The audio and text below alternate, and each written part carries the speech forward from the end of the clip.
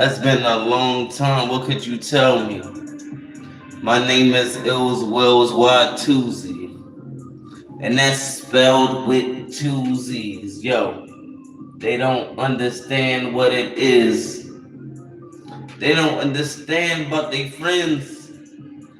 I was trying to be all my calm, but no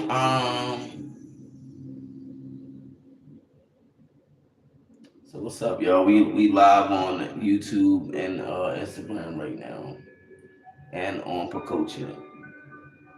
We live everywhere because they don't want us to get that money. I've been getting money though for a long time. It been coming, yo. My name is Ills Wills. Ain't no funny though. You be trying to play with the money, yo. Yo, I see that you liking and you clapping up. My name is Ill Will. I be standing up. I be standing up, then I sit back down. Cause it's somebody else's chance. Never had a problem with a bad guy. Always woke up in the morning like a mad guy. Like when I see what they got, all this good stuff. This is how I do, but I don't even care, man. Why in the world would I ever stop? Like, why in the world would I ever be me? Not be me. What I wanna say. I don't even know what I wanna say, but yo, I wanna say a lot of things. My name is Ills Wills with two Z's, and everywhere I be myself. You know what I mean? I'm me. I don't think these people understand greatness. I don't think these niggas understand they hate shit. When I see them, I'ma be like, wait, bitch, I don't even think you worth a weight bench. Whoa, wait, bitch. You ain't worth a weight bench. You ain't worth the weights, bitch. But you know how it go. I mean, you know how I flow. I got the best how I know. Cause I know they got the go. I said they got the dough when they got that. And I said they got the flow when they got that. Whoa, ain't got a problem when I got that. I ain't got a problem when I got that. No, we ain't gotta talk about the BS. Everybody here know I see yes. Yo, everything I do was the best though. Everything I do was Marzu. Whoa.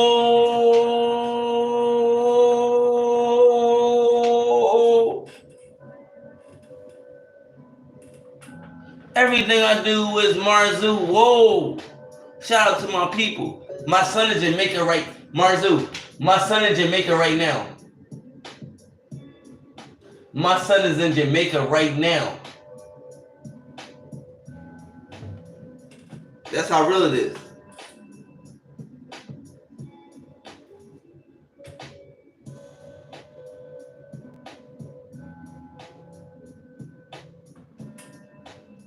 Wait, yo. My son is in Jamaica. Why not hate us? Why everybody think they don't wake up? Wait, you all should just wake up and just mind your business. Don't stay up. My name is Ills Wills. I don't stay up for y'all people that be saying y'all don't play us. Yo, Christy Mullen, what you say, yeah? You wanna give me a hug? Get you play, yeah? Whoa, whoa!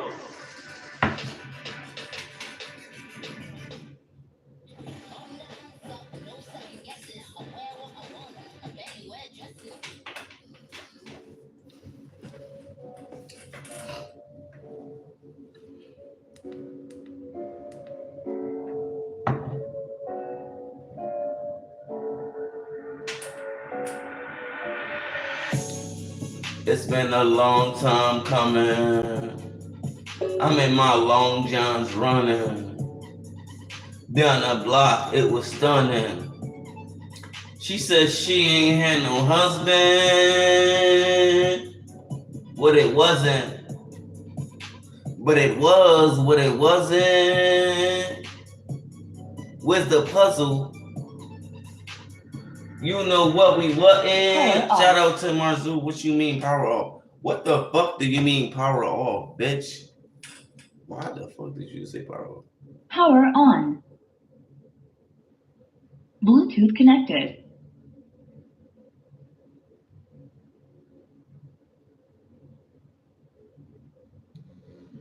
I charge this shit all day, y'all. I'm not lying. I charged it all day, Marzu. I promise you, Marzu.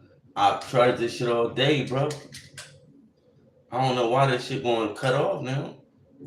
That's crazy. I should get like at least 3 hours.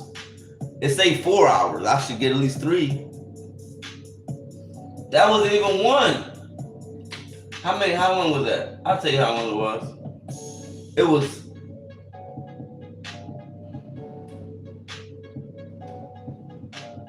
5 minutes. 5 minutes? 5 minutes. I'm not with it. Why did it cut off? Am I in it? Yo, am I with it? Yo, why, nigga? I don't think nobody know why, nigga. I am me. I am not y'all, though. I am Ill's Wills. I be chillin' how we all do. You don't care when I come through all you. Marzu, Marzu, Marzu, Marzu. Yo, listen. This is how I be breaking it down. I'm making sure that I'm breaking it down. Nobody come in my spot, though. YouTube ain't even hot, yo. Even Pococha not, yo. I am like not Power even... off.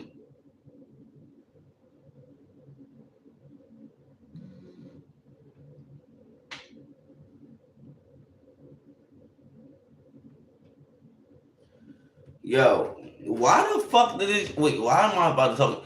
Why did it say power off?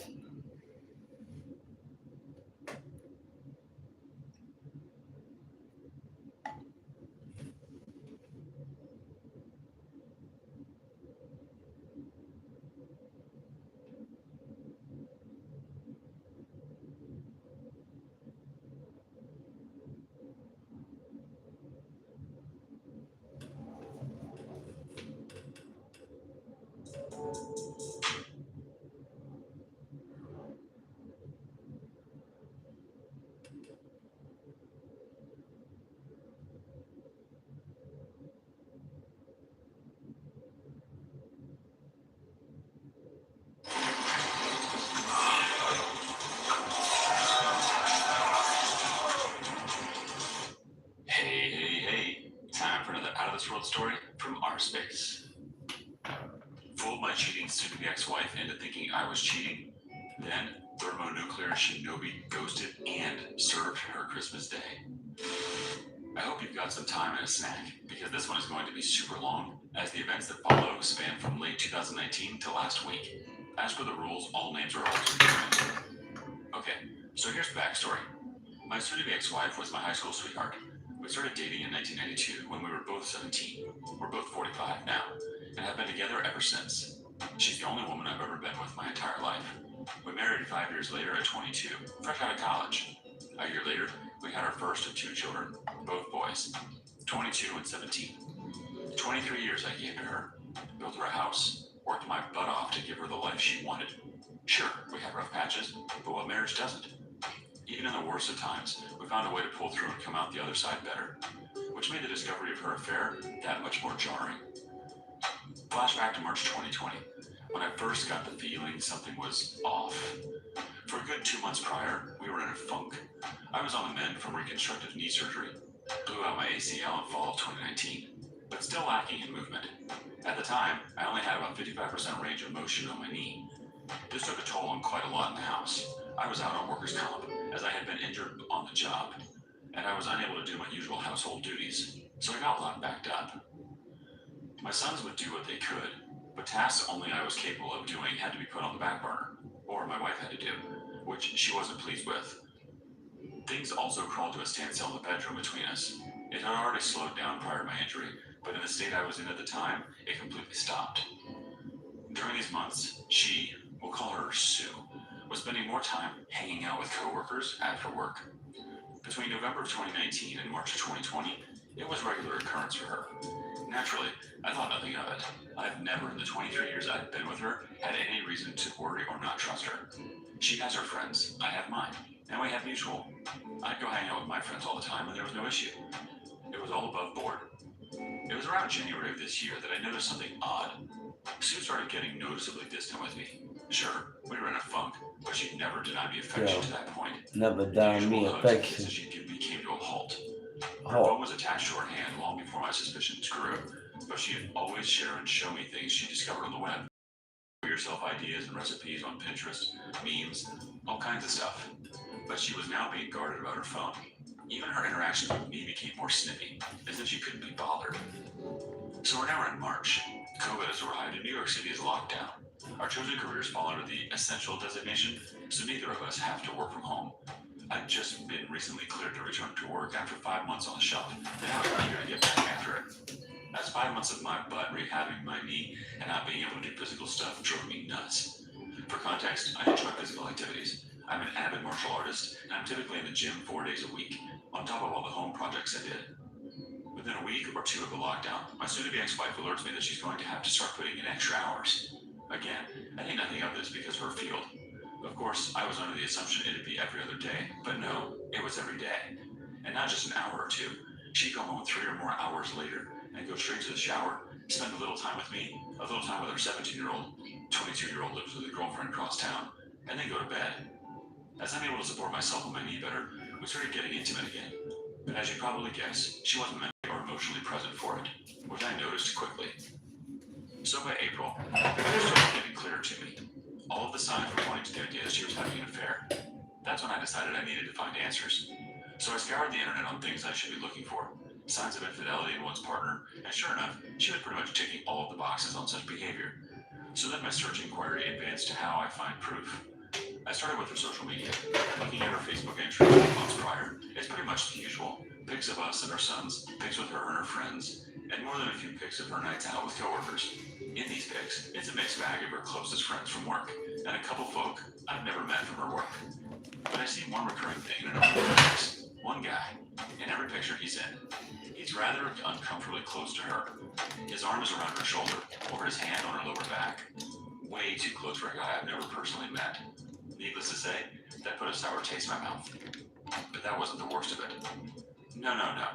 The worst was the fact that apparently this dude is a friend of hers on Facebook and follows her on Instagram. So I go to look up his Facebook account, and once you know it, I'm blocked. Why the hell am I blocked from seeing this guy's Facebook account, but he's friends with her on Facebook? Yep, now I'm in Batman detective mode. At that point, I wasn't even trying to deny it. I knew she was cheating on me with this guy. My mission was to find out for how long, and over the course of April and May, that's what I did. You know, I never had any clue the depth of info you could secure from the phone, text, and email records up until then. We have a family plan cell phone package, and I was able to pull up quite a bit of data. My soon-to-be ex-wife's data history was telling. The 2 most frequent numbers she had interacted with from October 2019 to April 2020 was my own, and a number I'd never seen before. Take a wild guess whose number it was. A quick check on Google, and I confirmed it was the dude from the photos who blocked me on Facebook. We'll call him POS, because that's what he is. Again, the picture becomes even more clear at this point. But a lot of the messages and texts were disjointed, which meant she was deleting a lot of them. I knew she was cheating on me with this guy, but the only data could serve as a smoking gun. I needed more evidence. It's at this point that I tell my best friend Oz what I had found. He asked me did I confront her with what I had, but I said no because I feel like it wasn't enough. That's when he told me about an app that I could download and apparently spy on our communications in real time. I won't say the name, as I don't know the rules on that here.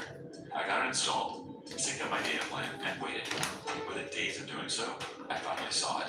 A text string between the two of them talking about how much fun they'd had the previous night, and making plans to do it again that weekend. Boom. Gut punch. To say I was completely devastated was an understatement. I guess that moment counts as my D-Day. And for the next 2 days after, I was just broken.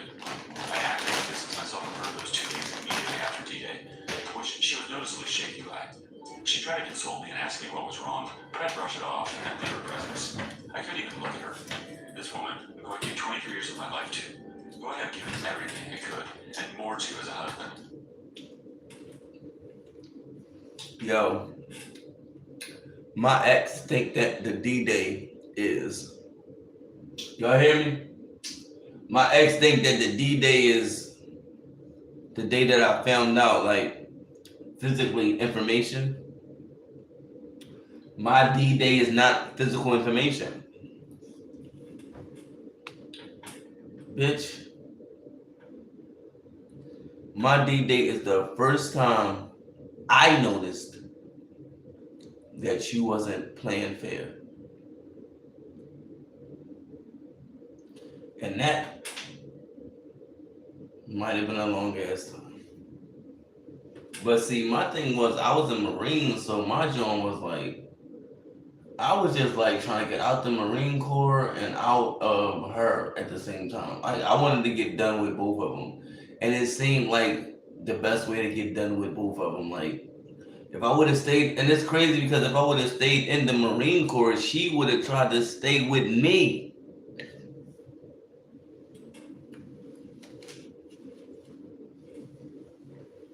I told my ex-wife, I said, I don't want to go. She know I went to Afghanistan. She know how many people died. How dangerous it is. She knows. She don't see people no more. What happened to him? What you think happened to him? Yes, people die over there. Right? She be so hyped when I'm there. They can die over there? Oh my, you can die? Ain't no bullshit. You know I can die. That's why you fuck with them niggas. You looking for a nigga to give my money to or that got more money than me. The problem with my ex is it was more about giving my money to the other niggas.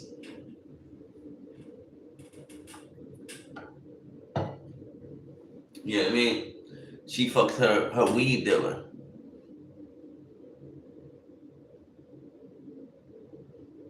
I bought majority of her weed. Now, if I would have smoked at the time, then I would have been doing everything. But I was in the military, so a lot of times I was like, no, babe, go buy the weed. I gave her like 200, 300. Go get the weed for yourself. Cause my thing was, I didn't want her to be fucked up and then be around a nigga that sell weed and she'd be like, well, give me some weed, I give you some pussy. But that's what happened. Because when she did cheat, she said, I was high.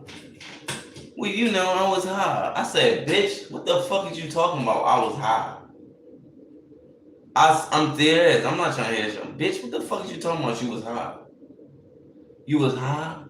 Bitch, you get high every day.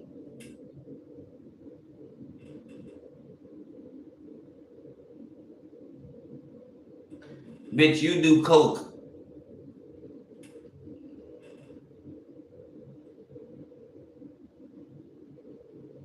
Bitch, what the fuck is you talking about?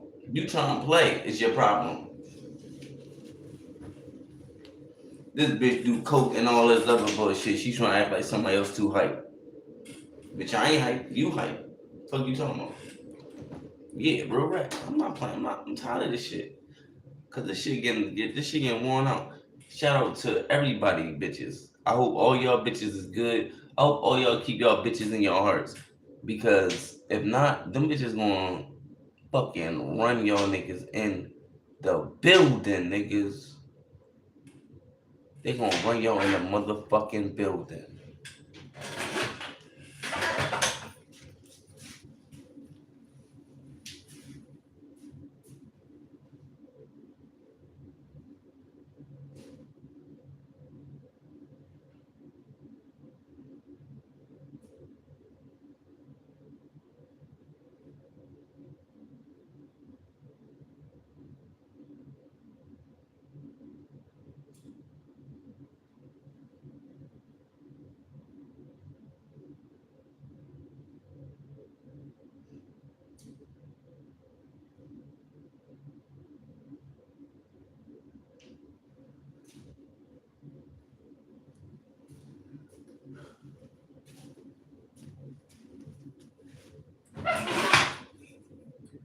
Yeah. These hoes ain't loyal.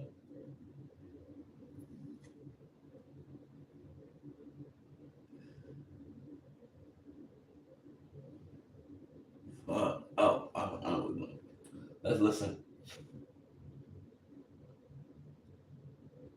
And she stepped outside of our marriage for a guy just 5 years older than her eldest son. By the third day, I wasn't even sad anymore. I was pissed. I contacted Oz to let him know my suspicion was confirmed, and he asked me had I confronted her yet. My answer was no, and I told him I wanted payback. I didn't just want to divorce her, I wanted to destroy her. I wanted to leave her life in shambles and freaking ruin her. It was going to take time to do so, and I devised a plan. In my readings and research on infidelity, I had saw a quote that resonated with me that went, "The enemy of infidelity is unpredictability," or something to that ilk. That was going to be the basis of my plan. I was going to make her life hell on wheels, while also secretly planning my exit strategy. Yo, I'm gonna keep y'all real. The way that I found out that my wife was unfaithful was by being unpredictable. So I would have to tell her, like for a week, 2 weeks. It only took like 2 weeks or something like that. 2 weeks of a schedule, and I come home at 5 o'clock every day. And then all it takes is 14 days and 2 weeks. All it takes is that 17th day to come home early and find your bitch with another nigga. That's all it takes. Just go off schedule. Go off schedule. I went off schedule, and like I wasn't even about that fighting shit, about that beef and shit. I didn't even care. Like I came in my house, there was a whole nother nigga in my house. A whole nother grown ass man in my house. And you know what made me the most mad that this nigga was in my house? How I knew it was some disrespectful shit? Because this nigga was sitting on the arm of my couch. I came in my house and saw a nigga that I didn't know sitting on the arm of my couch.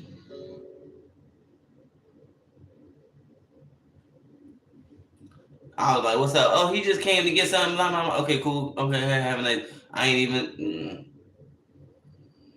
But I already knew what the fuck it was. This nigga on my couch, sitting on the arm of my couch. Fuck him. You don't go to somebody else's house and sit on the arm of their couch. What the fuck is wrong with you? Marzu said, "Yeah." It says, "I'm going to Ocho Rico for the weekend." We're all right.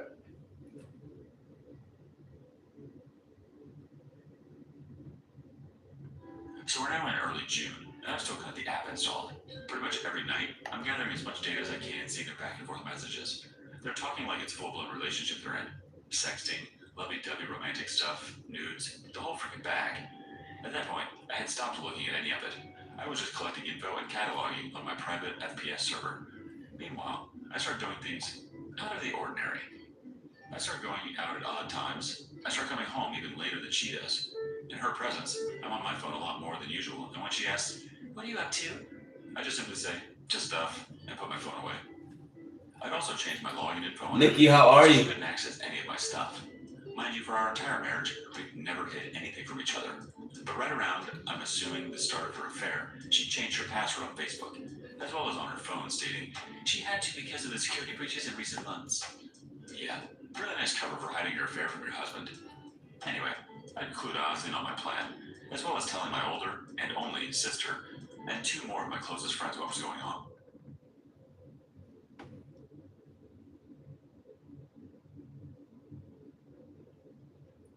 You can't hear me? All right. I'm gonna cut it down. I was just listening to a story. How you feeling? How you doing? Where you been at? And where do you be, Nikki? Nikki, where you from?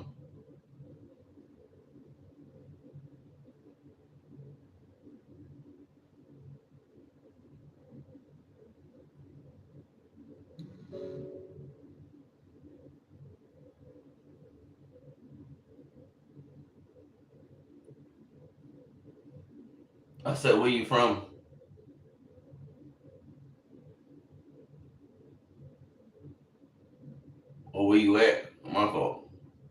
Where you at? All right, well, you can't hear me, and you can't hear me. What in the world? These are people I trust with my life. I swore them to secrecy. For context, Paz and I have been friends since we were kids. The other of our friends, Joey and Nina, we've known since high school. Make note of Nina. She comes into play down the road. July comes, and my soon-to-be ex-wife is in full paranoia mode. She's texting and calling me a lot more frequently now, asking me if I'm going to be home when she gets home, when am I coming home while she is and I'm not, asking me what I'm up to. The works. I can see the seed planted in her head the month prior is starting to sprout, especially in her communication with POS. She's confiding in him her doubt and confusion, telling him that I'm getting cold and distant. The freaking nerve of this woman. In the interim of these interactions with POS, she suggests that maybe they should stop meeting up at our house because she has no idea if I just show up, confirming that yes, she's had this jerk in my home. Thanks, Sue. POS asked her in that specific communication was she worried about me potentially cheating on her, which actually pissed her off. I can't even begin to describe the level of joy and how many laughs I got out of reading that exchange. My cheating wife arguing with her affair partner over if she's mad her husband could be cheating on her. Oh, the freaking irony. Now bear in mind, I'm not hooking up with anyone. When I leave, I'm usually at Oz or Joey's throwing back some booze, watching fights, and spending time with my bros. Or my big sis's house, hanging with her and my brother-in-law, who's like an older brother to me. My sis is 52 and her hubby is 58. She had told him about my Who in here? responsibility, but not of my plan. Couldn't risk it, as he's a bit of a blabbermouth. Well, fast forward now to October. That's when things seriously pick up. I've been in my faux affair for 3 months now, and Sue is hyper aware of the fact that I'm actively pulling away from her. It's been as long as the day I enacted my plan until the day she confronted me, October 20th, 2020, that I had even... No, ain't nothing wrong. I'm playing. No hugs, no kisses, no initiation of intimacy, nothing. Not like she needed it. She was still screwing POS. It's just at his place or motels. So that afternoon, she calls me at work, which wasn't rare before all this began, but certainly hadn't happened in a while, and asked me to come straight home after work, saying she had something important to tell me. I'm not gonna lie to you all, I half believed she was going to come clean about her infidelity, but she of course didn't. Instead, I get home to her asking me was I unhappy with her. The freaking nerve.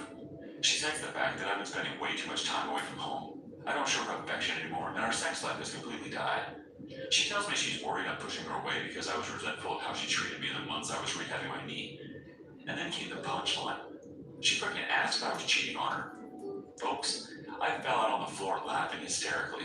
And when I say hysterically, I mean Joker laughing gas hysterical. On the surface, it looked like, to her assuming, it was me laughing off the notion of being unfaithful. But it was, of course, actually me laughing at the sheer irony of what was happening in front of my eyes. I'm tearing up, pounding on the floor in complete hysterics, for a good 2 minutes before I compose myself enough to answer. I sit up and look her in the eyes for the first time in months, shaking my head, but I didn't give her an answer. I stand up, brush myself off, kiss the top of her head, and go about settling in for the night. Later that night, as I'm in my office, I decide, you know what? Given the brevity of what happened, I wanted to see what she was telling you. So I fire up the app, and sure enough, they're actually texting in real time. She tells POS, I know he's cheating on me. I asked him tonight, and he literally laughed in my face. He fell on the floor and laughed for like 5 minutes. It wasn't 5 minutes, obviously. He doesn't even care how I feel anymore. I don't know how or why, but he's gone. I know I've lost him. This is karma. I know it. The smile I had on my face reading that must have resembled the Cheshire Cat. She was breaking. POS attempted to console her, saying that if I cared enough for her, she wouldn't have had to come to him to give her what I wasn't giving her. But the tone of her responses told me she was having doubt now. She had the nerve to step out of our marriage because I was able to fulfill my role as a husband due to a legitimate injury and kept the affair going for, at that point, nearly an entire year. But the idea of her losing me to another woman was enough to make her waver. What a freaking weakling. Now, during all of this... Okay, people, first step, treat. No Bob store this Wait, is we this are too loud? that baby down ourselves. Next step, I was also exacting the second part of my plan of payback, getting all of my affairs in order financially. In September, I had met with a family attorney to get the ball rolling on divorce papers, with the mountain of evidence I'd piled up to that point. New York is an at-fault state as far as divorce, and the overwhelming amount of proof I'd gathered displaying Sue's infidelity pretty much solidified I could nail her to the freaking wall in a divorce case. My lawyer instructed me to get all of my financials in order in preparation for whatever division of assets might come as a result. I went one better than that, secretly pulling all of my money out of her Yes. my personal account. I also started shopping around for Tell her I said hi. days too. We're now in November, and I've not changed my behavior. In fact, I've ramped it up. I went in her shit too. Yes. For context, Nina and Sue have never been what you call close. I met Nina freshman year of high school 2 years before I met Sue. Even way back then, Sue has seen Nina as a threat, and she's my closest female friend. There's always been an implied, I don't trust her, from Sue regarding Nina. She never addressed it directly, but it's obvious to anyone who pays attention. Conversely, Nina's never been a big fan of Sue. Early in me and Sue's relationship, Nina called to attention to me how Sue was pretty much imposing herself in our little square of friends, whereas I didn't do the same with Sue's set of friends. That irked Nina because she knew why Sue was doing it. Her. Among Sue's circle even now, there are no male friends, aside from POS, whereas Nina is the only girl in my square. Nina had been stuck overseas due to the virus and finally returned to New York City November 3rd. Oz, Joey, and I decided we were going to celebrate her return with a night at Joey's house for dinner and drinks. There was only 5 of us. Oz, Joey, Joey's wife, who was also Nina's sister, Nina, and myself. Sticking to CDC guidelines. We take the Rona very seriously. Nina, being the evil mastermind she is, comes up with an evil idea to trigger Sue. She suggested we take some photos in the same vein of the photos I discovered of Sue and POS months prior and post them to my Facebook. And that's what we did. It wasn't until the 5th that Sue got wind of it, as I'm guessing a few friends noticed my updates and saw how uncomfortably close I was with Nina. This really effed her mind up, because she still believed I was cheating, and I can almost guarantee she wanted to accuse Nina, but she knew that Nina had been stuck in Europe for the majority of the year. It still didn't stop her from attempting to dress me down that night for being so, as she said, handsy in the pics. I saw this as a golden opportunity to deliver the lead jab for my knockout blow. I say, so what about the pics with you and POS from last year? He was pretty handsy in them, but did you see me get bent out of shape over it? Deer in headlights. It was the first time I even mentioned the dude's name throughout all of this. The hamster wheel in her head started reeling in real time as she tried to explain away those pics. To that point, she hadn't even known I saw them. That's how little I use Facebook. When I actually do post something, it's like an event to people, which is why the pics with Nina specifically got so much traction among our circles. And explain away she did. He's that way with everyone. He's just a really friendly guy. I can see how it looks, but there's nothing there. I'm sorry if those pics hurt you. I'll delete them. No. The pics aren't what hurt me. The year you've been screwing the dude whilst lying to me that you're working extra hours and hanging with friends is what hurt me. But vengeance, as Lieutenant Commander Worf from Star Trek The Next Generation so famously said, is a dish best served cold. For that night, Sue was being extremely clingy and attentive to me, like annoyingly so. She tried to initiate affection and intimacy with me, and I'd stonewall her at every chance. All the while, I was still archiving everything she's saying to POS. Mind you, by this point, I'd long since gone numb. Any desire I might have had to see if my marriage was dead. I checked out the first enacted the first phase of my plan. So confiding in him that I've gotten worse, that she doesn't know what to do, and she feels like I absolutely hate her. I do. Then comes the bombshell. She says she can't see him anymore. The guilt is too much for her, and she feels like karma is suffocating her. She can't risk losing me. She says that she loves POS deeply, but she is still in love with me, and she has to save her marriage before she loses me. No, my dear, you're about 8 months too late for that. POS loses his crap, saying such lovely things as, he doesn't love you the way I love you, and you're making a mistake. You can't just throw me away like this. That text chain will be the last they'd have until about 3 weeks ago. Throughout the remainder of November and December, she is stuck in limbo. She's trying to gauge where my headspace is, and is still unable to tell if I'm actually being unfaithful. Meanwhile, POS is steadily blowing her phone up daily. She's not responding to him. I'd see her check her phone often, then quickly put her away. Meanwhile, phase 2 of the plan was now officially complete. The divorce papers were done.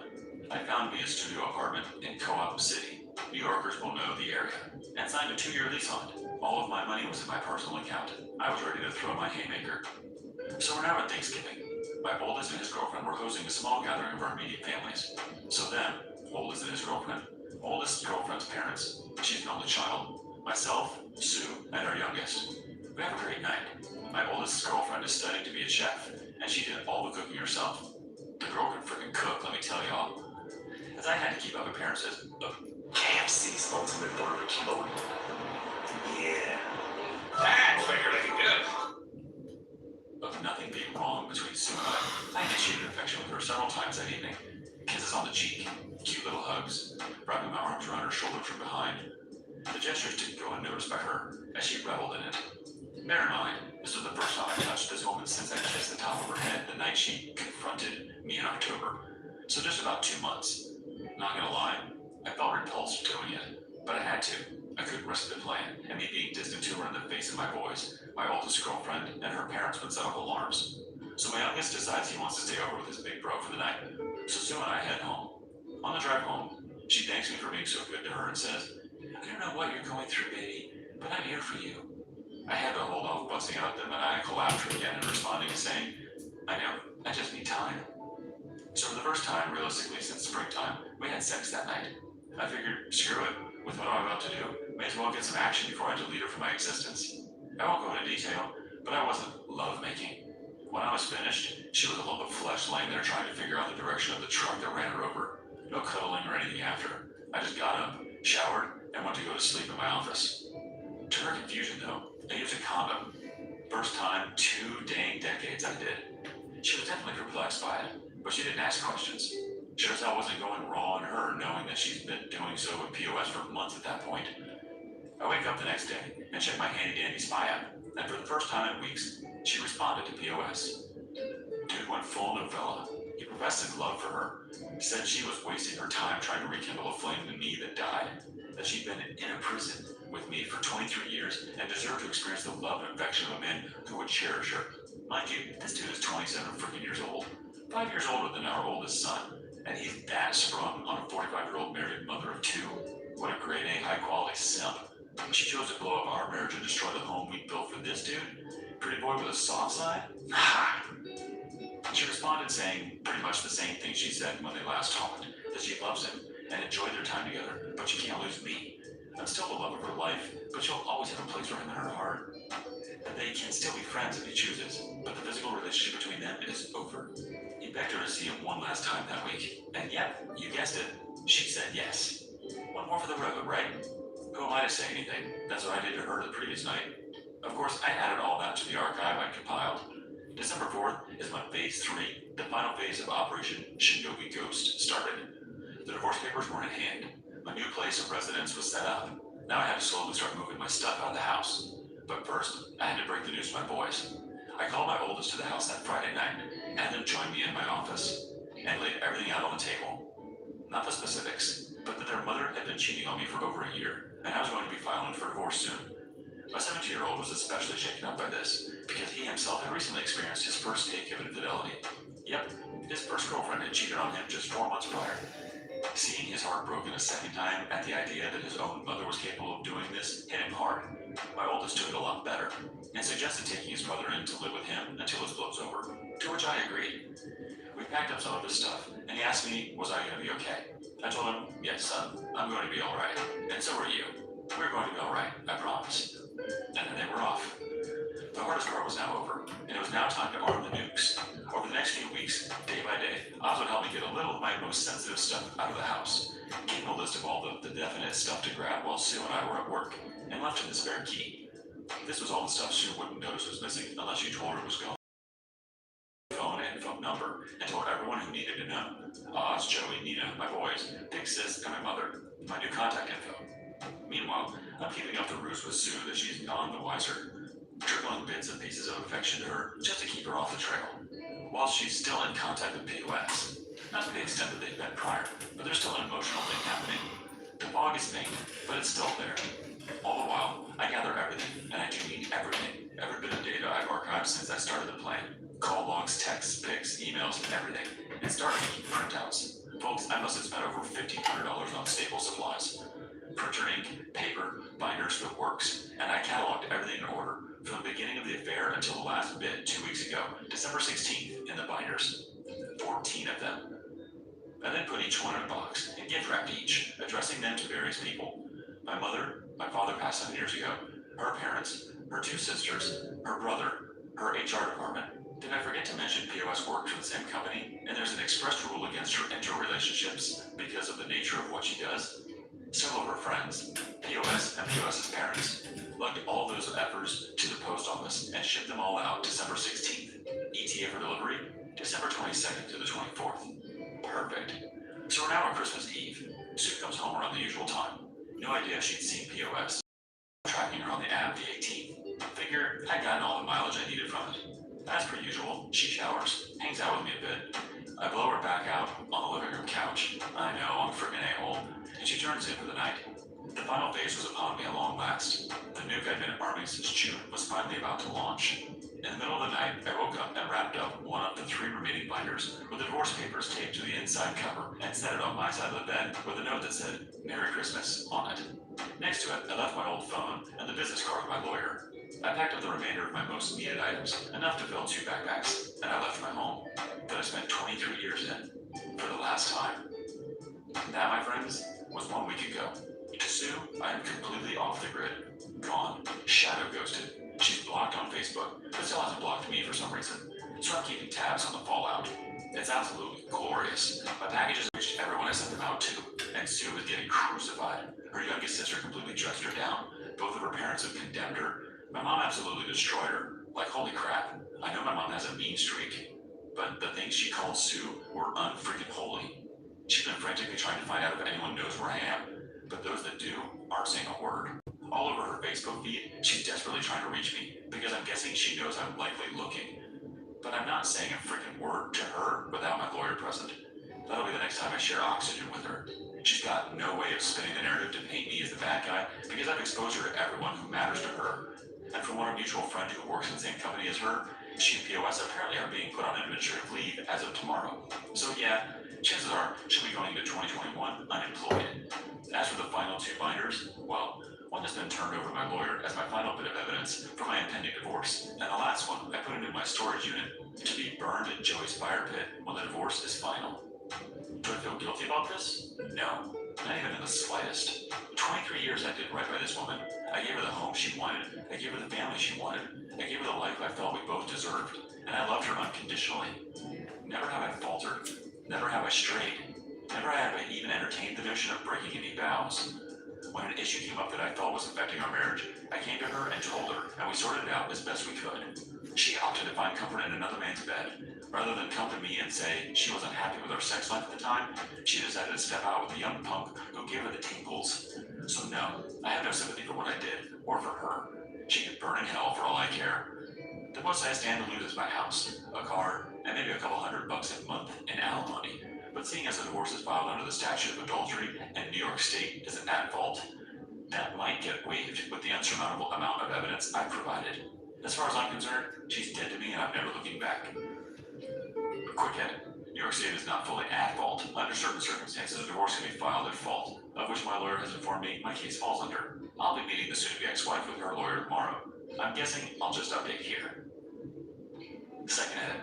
To the guy on YouTube and in my PM who said I got cucked for over a year and all of my evidence will not be submittable in court claiming he's a retired PI with 20 years experience, you can F right the F off.